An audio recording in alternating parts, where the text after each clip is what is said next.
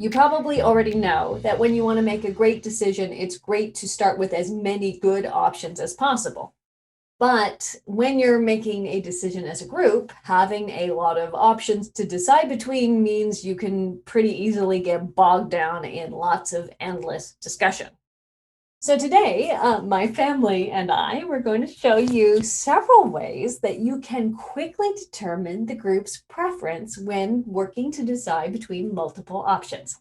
Option one, the go around. We're going to go around and each one of you will just say which mascot you prefer and why. Go ahead and start Maggie, and then Maggie, you can nominate who goes next. I chose fox because they're my favorite animal and I really like foxes. Colin. I chose dragon because it looked cool. Oh, I got it. Rowan. I chose fox because it looks cool too. Go ahead, Grandpa. Well, I chose fox because I thought it was sleek and an intelligent animal.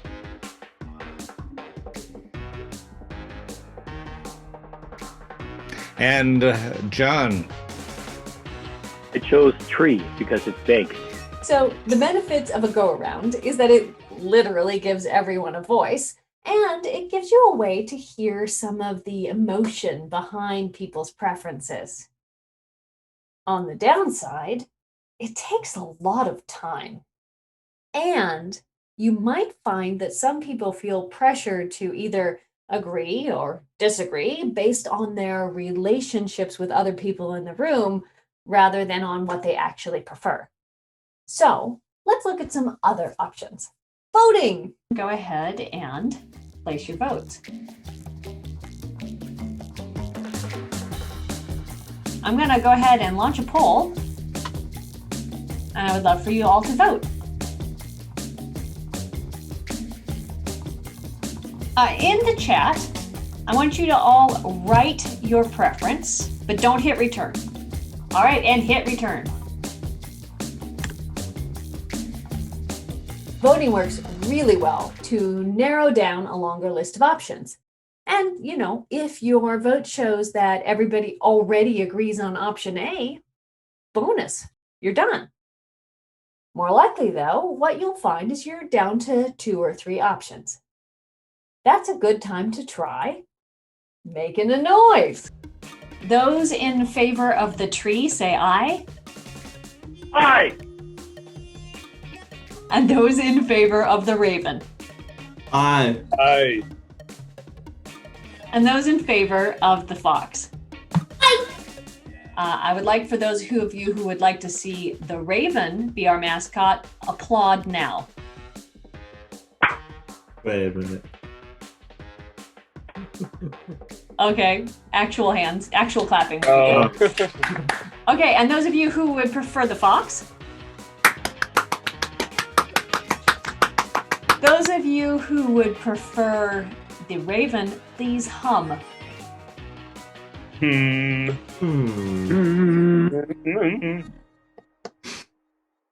And those who would prefer the fox? No. Admittedly, audible voting works better in person. It's a super fast way to gauge how the room is feeling. And it's a really great option to use if you have people in your group who are visually impaired. And if you really can't tell the difference between that and that well, maybe you don't have a winner yet.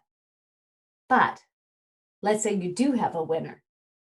Now, this is a great time to make sure that the group is really behind that option, to make sure you have the level of support you need and the commitment to executing on your decision. This is a good time to use an option that lets people show relative degrees of agreement. It looks like we have a consensus around a raven. So if your screen from the bottom is like, you know what, I kind of really don't like the raven and I can't support it, to the top is, oh my gosh, I'm super jazzed about the raven. On the count of 3, I want you to show me where your level of enthusiasm for this raven is. All right? 3, 2, 1. Wow, that is not a huge mandate for raven support. Okay, so we're going for a fox, and on a scale from 0 to 5, where 0 is I dislike the fox entirely, fight the power, to 5, jazz hands, I'm super excited about the fox. 3, 2, 1, show me your fist of 5. Okay. So there are several techniques you can use when you're trying to decide whether your group has actually already made a decision when looking at multiple different options. Which one do you think will work best for your group? And, if you know another technique that works really well, go ahead and let us know about it in the comments.